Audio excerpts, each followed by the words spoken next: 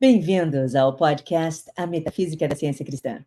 Estamos aqui para trazer para você uma perspectiva espiritual, a metafísica e prática da Bíblia, à luz da ciência cristã. Você já pensou por que a Bíblia, e principalmente os ensinamentos de Jesus, podem ser relevantes para a sua vida hoje? Como você pode colocá-los em prática e viver melhor? Ou seja, a Bíblia é uma coletânea de livros. E, sendo uma coletânea de livros, como todos esses livros podem ajudá-lo a se autoconhecer espiritualmente e também a ser mais feliz.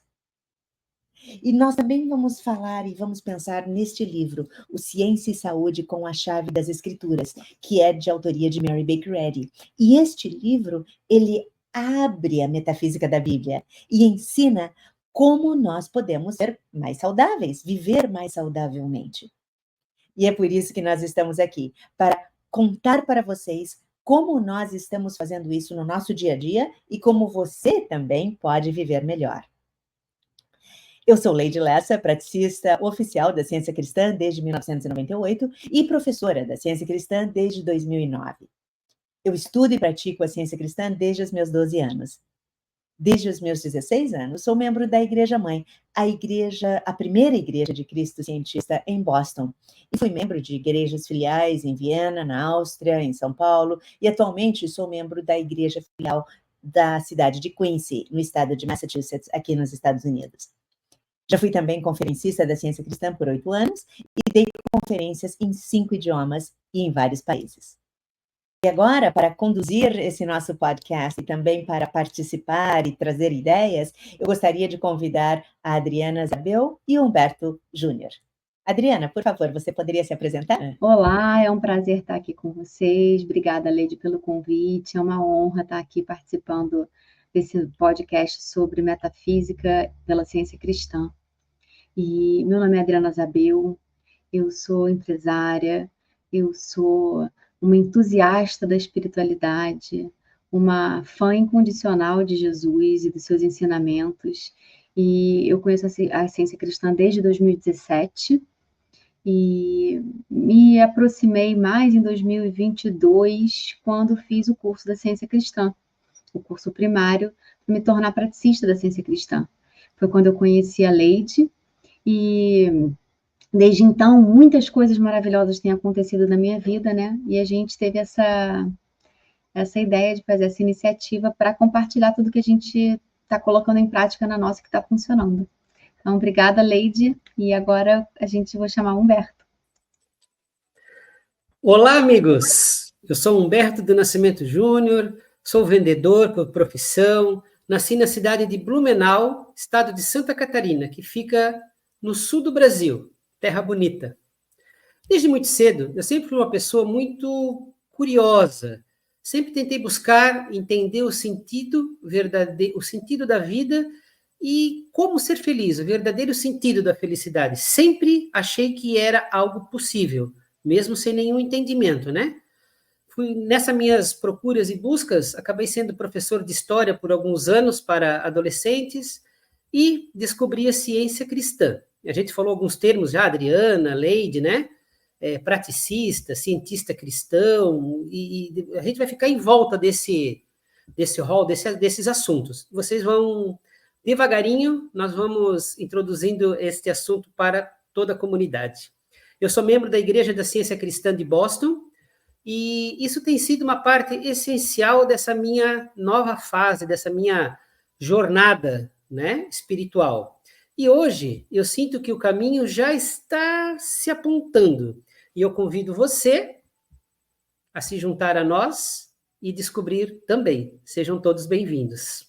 Obrigado, Leide. Obrigado, Adriana. Bem, então, Adriana, conte para a gente, por favor, como é que vai ser o nosso podcast de hoje, o que nós vamos falar hoje, o que nós vamos falar nos próximos encontros. Então, o podcast ele tem esse propósito, né, de divulgar esse conhecimento metafísico à luz da ciência cristã. E nós elegemos como um assunto, o nosso tema inicial, o Sermão do Monte. Porque o Sermão do Monte foi pregado por Jesus, ele se encontra nos capítulos 5, 6 e 7 de Mateus, na Bíblia, E nesse sermão, Jesus nos ensina como e por que podemos nos sentir abençoados, sermos felizes e saudáveis, como podemos viver bem, tanto na nossa família como na sociedade. E a gente vai mostrar como uma mensagem que foi dada há mais de 2000 anos continua sendo relevante nos dias de hoje. E tanto no podcast de hoje como nos próximos, a ideia é que você possa aprender a entender o contexto tanto geográfico, religioso e metafísico do Sermão do Monte. Hoje a gente vai dar uma visão geral do Sermão do Monte e falaremos um pouco também sobre as bem-aventuranças. Muito obrigada, Adriana. Então, é isso aí. Nós gostaríamos que vocês que estão nos ouvindo hoje, alguns de vocês que já me conhecem, que já conhecem a ciência cristã, e outros que ainda não conhecem a ciência cristã, pudessem ver como o Sermão do Monte é significativo hoje, nos dias de hoje, como nós podemos aplicar as ideias do Sermão do Monte sob a luz da ciência cristã. Como nós podemos ver além do véu, além das palavras, ver de uma forma metafísica, ou seja, além do físico, para ter essas ideias, novas inspirações e aplicar no dia de hoje. Então, nós vamos começar com uma ideia geral do Sermão do Monte, falar sobre sobre algumas das 9 bem-aventuranças. Hoje nós não vamos falar sobre as 9 bem-aventuranças, mas só algumas delas, sob a luz da ciência cristã. Então, Humberto, você poderia fazer uma primeira pergunta? Comece aí falando o que você sente e o que você acha importante a gente saber para começar a falar sobre o Sermão do Monte.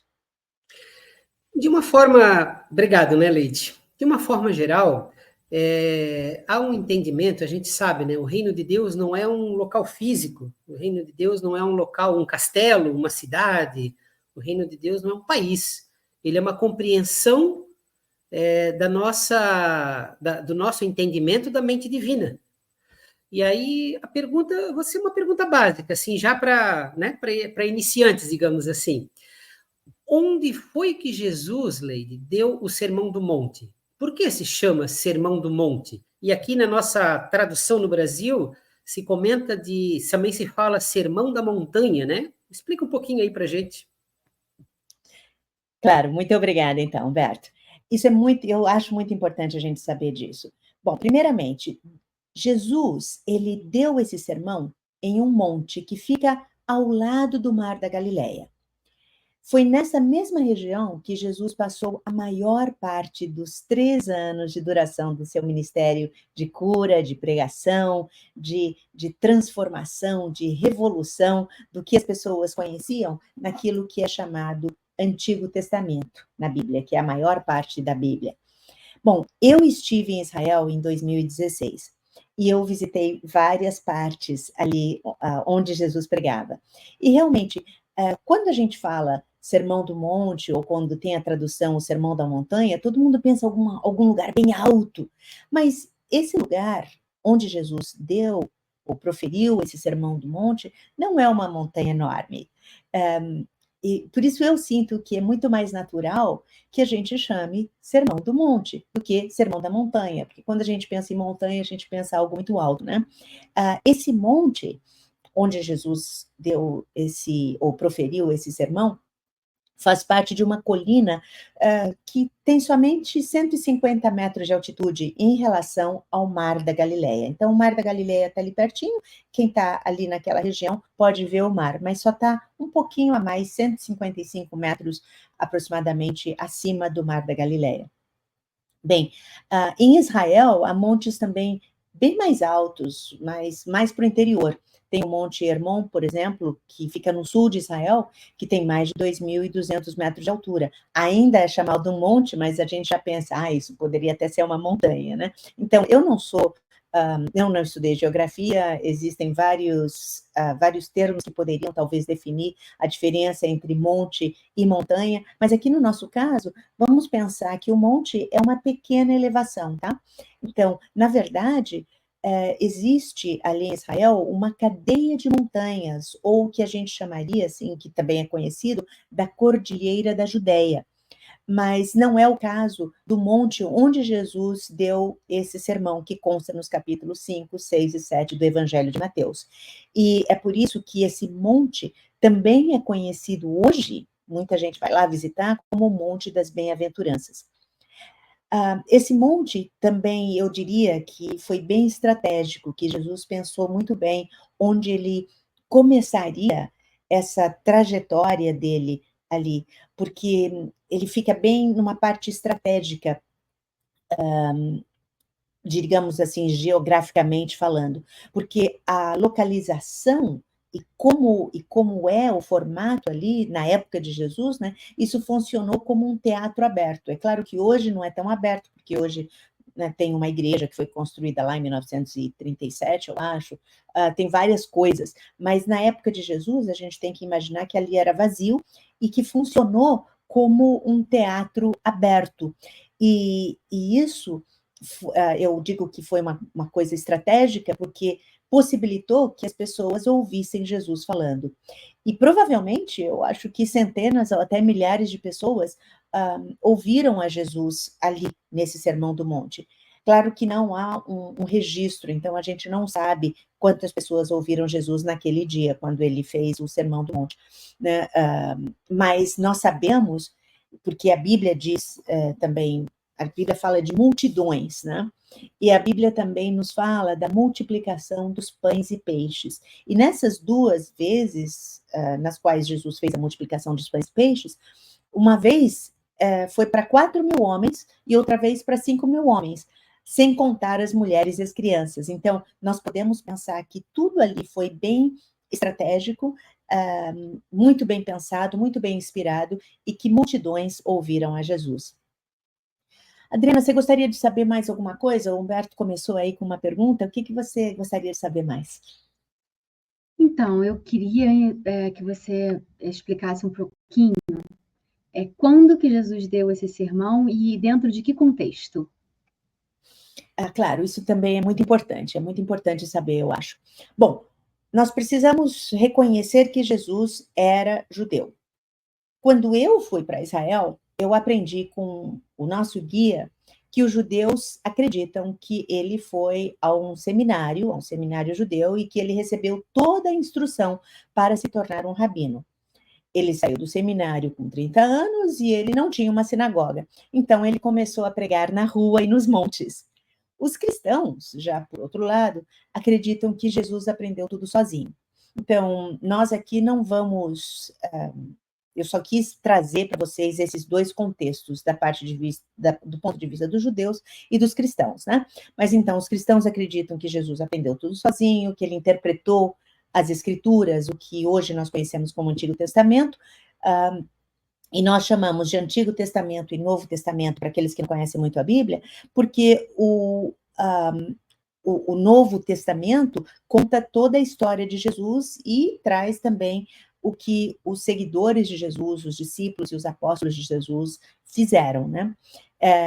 O Novo Testamento, ele não menciona que Jesus foi a um seminário e que Jesus recebeu toda a instrução de um judeu, como fala somente que Jesus foi um carpinteiro, ou filho de carpinteiro, né, filho do José. Então, é assim que todos os cristãos consideram Jesus. Mas eu acho que a gente pode ver, e a gente, lendo os 4 evangelhos, que foram escritos muitos anos depois, né, da ressurreição e ascensão de Jesus, nós vemos que Jesus conhecia muito bem as escrituras, porque ele mencionava, decora, ele sabia muito bem o que se falava no Antigo Testamento. Bom, Jesus foi batizado por João Batista e depois ele foi para o deserto. Talvez vocês já conheçam isso, né? E lá no deserto ele fez o seu jejum de 40 dias e 40 noites. Uma outra vez a gente fala o que significa o 40, o que significam esses dias, mas é isso que está escrito na Bíblia, 40 dias e 40 noites, e ele foi lá tentado 3 vezes pelo diabo. Na ciência cristã, a gente aprende que diabo, e principalmente olhando no original, né, porque a gente tem que saber que o Novo Testamento, ele foi escrito em grego. Jesus, ele falava aramaico e grego, porque o grego era uma língua para quem sabia falar um pouco mais, porque naquela época, por causa do Império Romano e por tudo que acontecia ali, mas provavelmente ele pode ter dado esse sermão em aramaico ou em grego, existem as duas versões. O aramaico era para as pessoas do povo, que todo mundo falava, o grego era utilizado mais para as coisas realmente religiosas ali na época. Então, a ciência cristã, olhando a origem dessa palavra diabo, a gente vê que a palavra quer dizer mentiroso, impostor, adversário, e a gente interpreta também que diabo são pensamentos ruins, uma vozinha ruim que fala coisas ruins para a gente. Então, depois disso, depois de Jesus ter sido tentado 3 vezes, ele volta para Galileia e começa a escolher os seus discípulos. Então, os discípulos, ou aqueles que nós chamamos dos apóstolos, né? Ele escolheu 12 apóstolos para que estivessem sempre com ele e que o ajudassem a espalhar os ensinamentos dele. Então, depois disso, ele começa a pregar e ele começa a curar muitos doentes.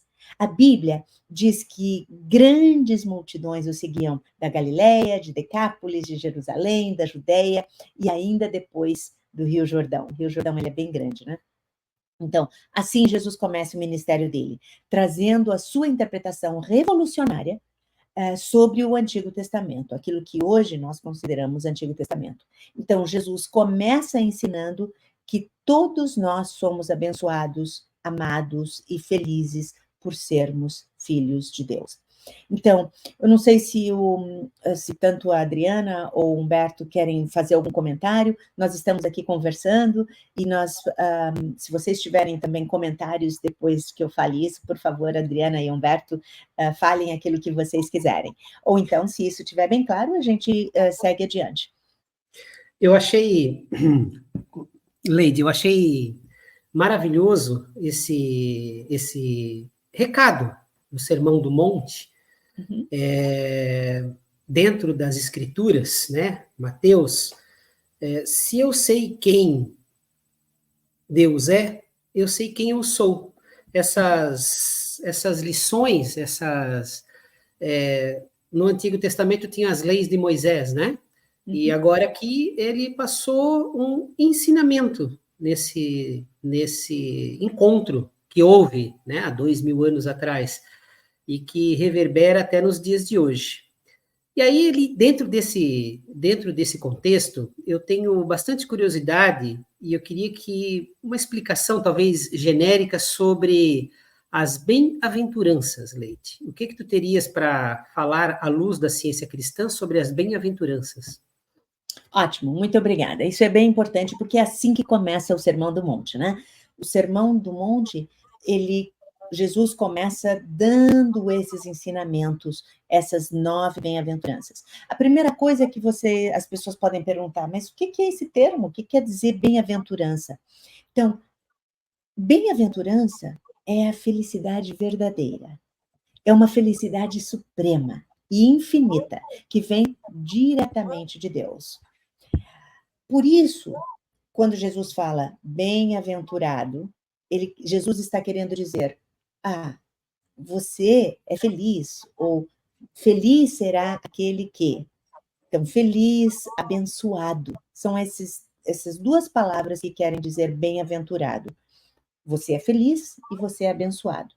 Então, se a gente pensar, ok, o que é uma pessoa feliz e bem-aventurada? É uma pessoa sem tristeza, e é uma pessoa que, quando qualquer coisa de ruim acontece, essa pessoa não deixa que essa coisa ruim abale a sua felicidade e a certeza de que o bem supremo que vem de Deus vai trazer uma solução. Por isso que Jesus continua falando, e ele começa falando bem-aventurado nessas 9 aventuranças, e depois fala uma coisa ruim, né? Porque daí a pessoa pode pensar, como que eu sou bem-aventurado se tal coisa ruim acontece para mim? Ou como eu posso, nem todas as bem-aventuranças falam de alguma coisa que possa ser ruim, mas algumas pessoas podem interpretar assim. Então, eu vou dar exemplos específicos depois, né? E nós vamos falar de algumas delas especificamente. Mas, no geral, o que aconteceu?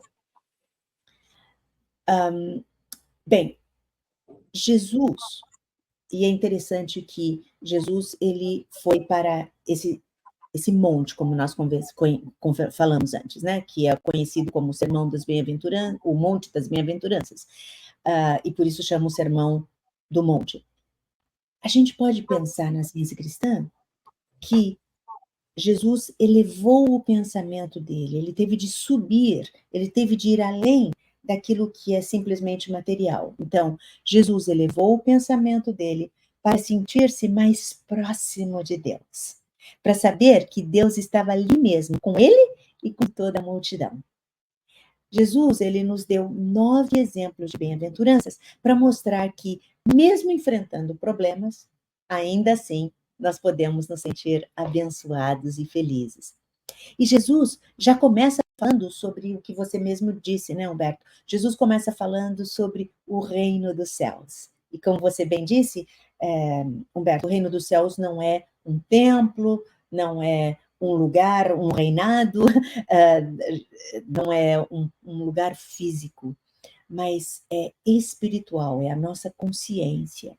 E Jesus começa dizendo ali que para que nós entremos no reino dos céus, nós precisamos ser humildes. E o que é isso? É ser humildes de espírito, ou seja, achar que e saber que Deus nos ama igualmente. Eu vou falar um pouquinho mais para frente sobre o que é ser realmente humilde do ponto de vista da ciência cristã. Mas talvez, Adriana, talvez você tenha algum outro comentário, talvez você queira saber mais alguma coisa aí que, como a gente pode estudar um pouquinho mais sobre a luz da ciência cristã. O que você gostaria de saber, Adriana? Então, eu gostaria que você falasse um pouquinho sobre como que a gente pode interpretar as bem-aventuranças do Sermão do Monte sob essa perspectiva da ciência cristã, especialmente no que diz respeito à natureza do homem como reflexo da mente divina. Isso acho que é uma perspectiva muito importante para ser elucidada, que diferencia muito o Sermão do Monte de uma oração, de apenas uma leitura, né? E vem num manual assim, na certeza de que Jesus deixou um guia de conduta, né? Para que a gente possa superar todas as nossas limitações. Então, se você puder falar um pouquinho sobre isso, e até me corrigir se eu estiver falando alguma besteira, tá? Por favor. Não, você falou tudo bem. Agora, vamos entender um pouquinho, como você mesma disse, né? O que a gente precisa saber da verdadeira natureza do homem, como reflexo da mente divina? Então, a gente precisa saber o que é natureza, a gente precisa saber o que é mente divina, etc. Então, a ciência cristã ensina que a nossa verdadeira natureza, ela é espiritual, boa e pura. A gente vê diversos exemplos de natureza na Bíblia. Talvez vocês, alguns aqui que sejam estudiosos da Bíblia, já tenham conhecido também a história do Abrão e da Sarai. O Abrão já era um homem de muita idade, a Sarai também já tinha 90 anos, e eles tiveram uma revelação de que eles iriam ter um filho. E naquela idade, né, já era também, se hoje é impossível, imagine naquela época que as pessoas achavam, não, uma pessoa velha não pode ter filho. Mas daí, o Abrão entendeu mais dessa natureza espiritual dele, de que todos nós somos filhos de Deus, reflexos de Deus, a reflexão de Deus, e por isso todos nós somos completos, puros, e nós não precisamos sofrer decadência. E com isso, com essa compreensão da natureza espiritual de quem ele realmente era, né, o Abrão, e de quem a Sarai realmente era, o que acontece? A Sarai acaba engravidando e eles acabam tendo um filho. E daí, como eles entenderam a natureza espiritual dele, o nome deles mudou. E na Bíblia, a mudança de nome mostra a compreensão da natureza espiritual. O nome de Abrão passou a ser Abraão, o nome da Sarai passou a ser Sara. A Mary Baker Eddy, a fundadora da ciência cristã, ela encontrou nomes para Deus na Bíblia, e ela foi inspirada porque ela estudou muito a Bíblia. Então, ela encontrou e ela deu 7 nomes, e o número 7 na Bíblia também é considerado o número da perfeição. Existem vários outros nomes. Deus é chamado de muitas diferentes formas na Bíblia, o Senhor dos Exércitos, o Rei, o Legislador, mas Mary Baker Eddy selecionou 7 nomes justamente para mostrar a natureza de Deus, para facilitar para nós, porque entendendo a natureza de Deus, a gente entende a nossa natureza. Então, os nomes que Mary Baker Eddy dá para Deus aqui no livro Ciência e Saúde são o seguinte, que ela encontrou na Bíblia: vida, verdade, amor, princípio, mente e alma, né? Então, esses nomes nos dão qualidades, mostram as qualidades de Deus, os atributos de Deus, e nós aí refletimos Deus. E podemos, ao entender as qualidades de Deus, nós entendemos as nossas, o que nós somos. Eu tenho de explicar isso antes de explicar que na ciência cristã, o homem, a palavra homem é um termo genérico para a criação divina, ou seja, homens somos todos nós, homens, mulheres, adultos, jovens, crianças, e todos nós somos o reflexo ou a reflexão de Deus. Por quê? Porque em Gênesis 1, o primeiro capítulo da Bíblia, ensina que o homem é a imagem e a semelhança de Deus. Então, se o homem é a imagem e a semelhança de Deus, ele reflete a Deus, e a palavra refletir também traz, do verbo refletir, a gente pode pensar em reflexão pode ser também pensamento, e daí, então, a gente pode partir de uma coisa muito mais ampla, né? A Bíblia também fala que Deus é amor. João explica isso na sua primeira carta. Então, se Deus é amor, a natureza de Deus é amor, e, portanto, a natureza do homem, a imagem e semelhança de Deus, só pode ser amorosa, bondosa, gentil, tranquila, só pode incluir a todos. Deus é a mente criadora, o único criador. Deus nos criou a todos e Deus criou tudo aquilo que é bom. Como Deus é mente, Deus é a fonte de todos os pensamentos e ideias. E é por isso que todos nós somos um pensamento ou uma ideia de Deus. Então, agora mesmo, nós existimos porque Deus nos pensa. Imaginem isso. Deus está pensando a gente neste momento. Nós existimos como um pensamento, como uma reflexão da mente única Deus. E é assim, partindo do princípio de que nós somos uma ideia, o reflexo ou a reflexão de Deus, nós entendemos não só as bem-aventuranças, mas todo o Sermão do Monte, como uma instrução que Jesus nos deu para que nós possamos ter uma vida de paz, de harmonia e de respeito. Principalmente respeitar a nós mesmos e respeitar aos outros. Respeitar a Deus, respeitar a nós mesmos, respeitar aos outros. Mary Baker Eddy disse em 1901, em uma mensagem para a sua igreja, ela disse o seguinte: no meu entender, o Sermão do Monte, lido todos os domingos, sem comentários, e obedecido durante a semana, seria suficiente para se praticar o cristianismo. A palavra de Deus é um pregador poderoso e não é espiritual demais para que não seja praticável, nem transcendental demais para que não seja ouvida e compreendida. Tá? Então, a palavra de Deus, ela pode ser sempre ouvida, compreendida e, principalmente, aqui, praticada. Bem, foi uma longa resposta para a sua pergunta, Adriana, mas, Humberto, você teria mais alguma pergunta que você gostaria de fazer? Leide, tudo maravilhoso essa lição de hoje, estou achando fantástica. E eu acabo me lembrando de algumas partes que eu li no Sermão do Monte, uma delas é a humildade e os puros de coração, né? Ver Deus como Deus é é a plenitude do conhecimento da espiritualidade cristã, porque se eu sei quem Deus é, eu também começo a aprender a saber quem eu sou, né? E uma coisa que você falou na tua resposta agora, que eu achei até imprescindível para mim, e me chamou a atenção, amar o próximo como a ti mesmo. Primeiro, o amor tem que partir de mim, né, Leite? E dessa forma, eu compreendendo o amor em mim, eu consigo amar as outras pessoas dessa forma, né? Mas então, falar em humildade e os puros de coração, Leide, de que maneira a ciência cristã pode entender a humildade mencionada nessas bem-aventuranças que foi falada, e elas como uma condição, como é que ficaria uma condição essencial para acontecer a cura na a cura espiritual, né? E o progresso espiritual. Como é que isso pode estar envolvido, esse contexto? O que tu terias para falar sobre a humildade e a cura espiritual?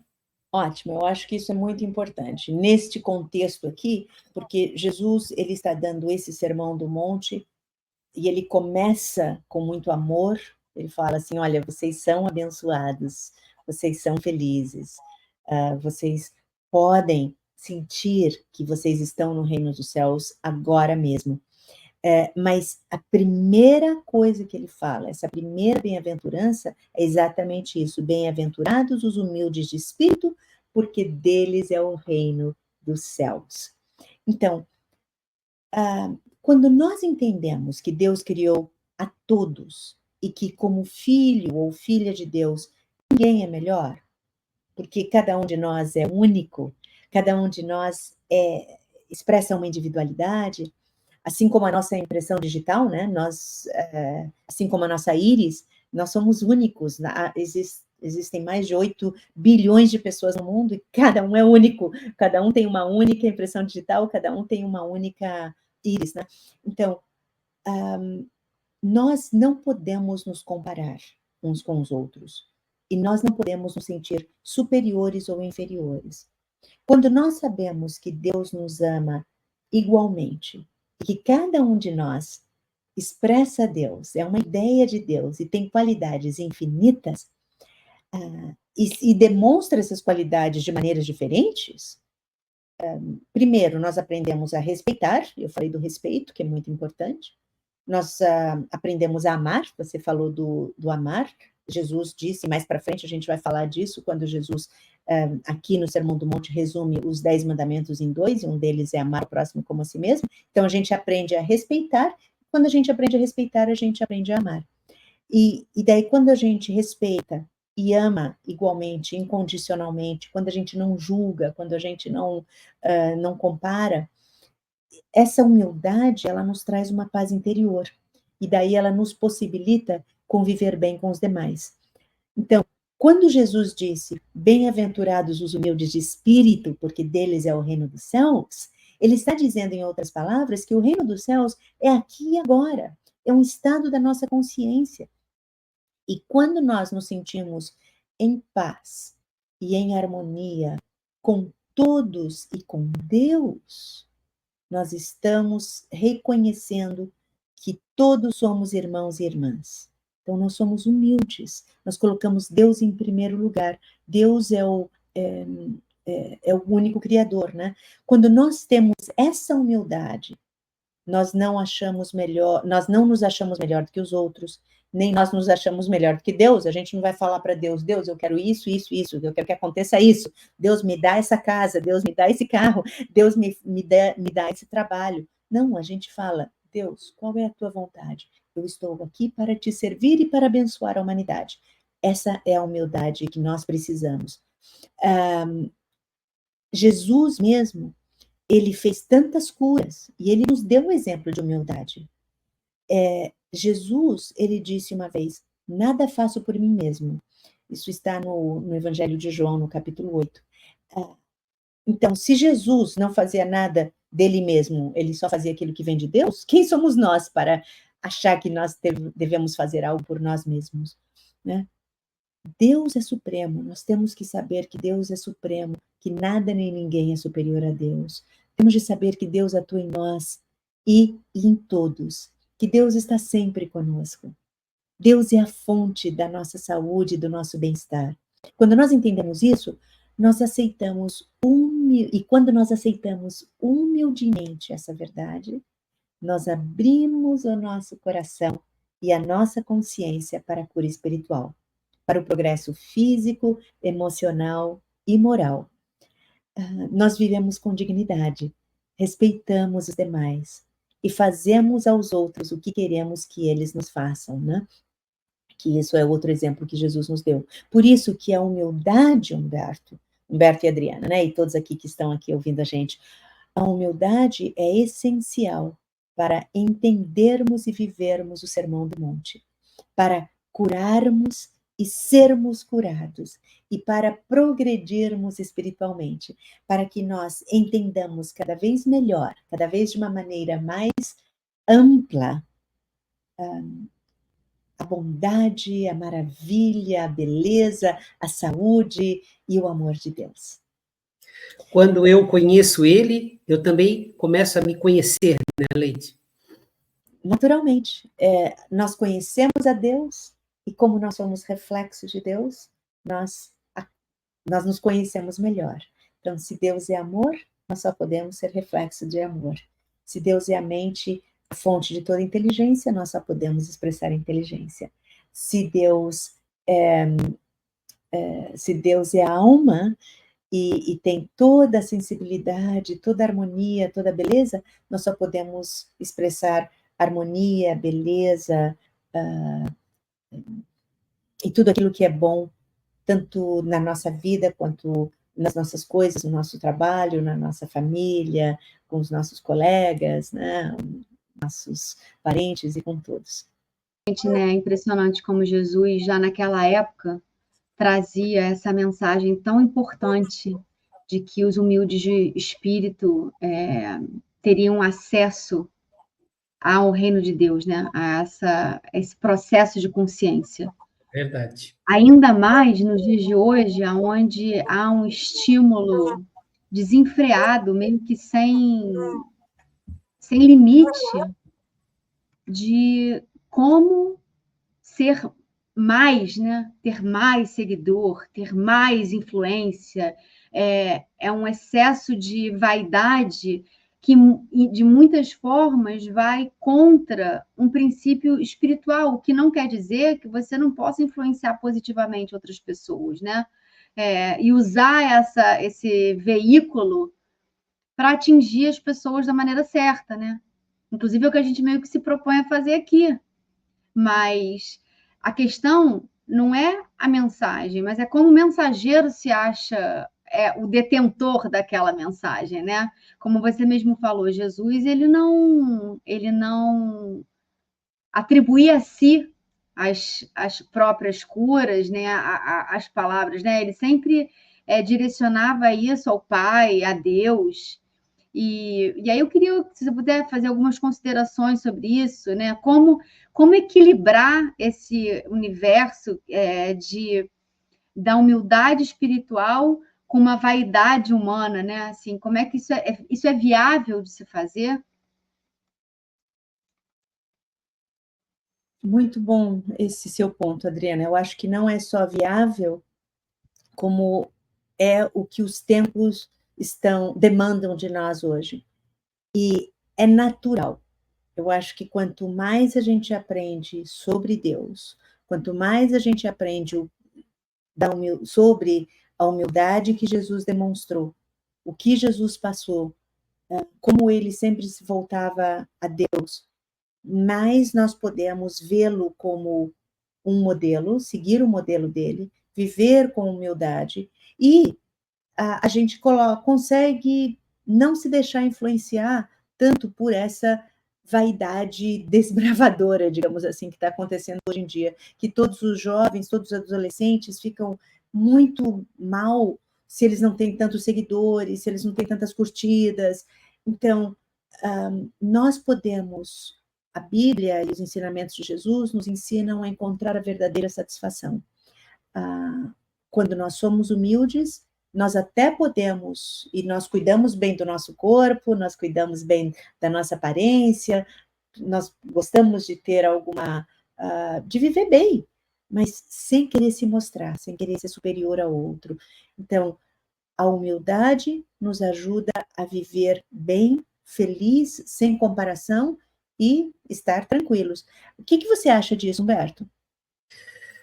Eu ia finalizar essa colocação que você fez falando da seguinte forma: tudo acaba remetendo a autoconhecimento, Leide. Autoconsciência nos leva a ocupar o nosso lugar no cosmos divino. Consequentemente, a gente vai começar a entender o nosso lugar aqui, nesse mundo. Apesar que o nosso mundo aqui colocado, ele é espiritual, mas muitas vezes a gente, nessa crença humana, acaba esquecendo que nós precisamos ter essa humildade, precisamos trabalhar isso. Como a gente falou ainda há pouco, amar a si mesmo para poder ter compreensão de como poder amar o próximo, a nossa comunidade, os nossos queridos das nossas famílias, a nossa cidade, amar o nosso país, para a gente poder ter em oração e também em atitudes como administrar a nossa vida pessoal e a nossa nação, não é? Consequentemente, eu penso que o autoconhecimento e a nossa compreensão que nós somos seres divinos ajuda bastante. Sem dúvida, Humberto. Ajuda e mostra como nós podemos viver felizes e como nós podemos nos sentir abençoados. Então, foi ótimo estar aqui com vocês hoje. Até a próxima. Muito obrigada pelas ideias que vocês compartilharam, Humberto e Adriana. E nós ainda, para aqueles que estão nos ouvindo hoje, nós temos muito o que falar sobre o Sermão do Monte, e nós vamos explorar mais ideias nos próximos episódios aqui, desse nosso encontro, desse nosso podcast, a Metafísica da Ciência Cristã. Então, eu espero que todos vocês possam colocar em prática as ideias que nós compartilhamos, e, por favor, deixe-nos saber se vocês tiveram algum resultado, ou se vocês têm perguntas. Escrevam suas perguntas aqui nos comentários, aqui abaixo, e bem, até o nosso próximo encontro. Adriana e Humberto, se despeçam.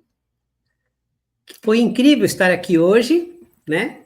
Agradeço a Leide, agradeço a Adriana, e também peço paciência, porque esse nosso encontro não parece, mas é o primeiro, né? E que seja o primeiro de muitos, para nos ensinar a como viver a metafísica da Bíblia e como compreender essa mente divina maravilhosa em que nós estamos inseridos. Obrigado, Leide. Obrigado, Adriana.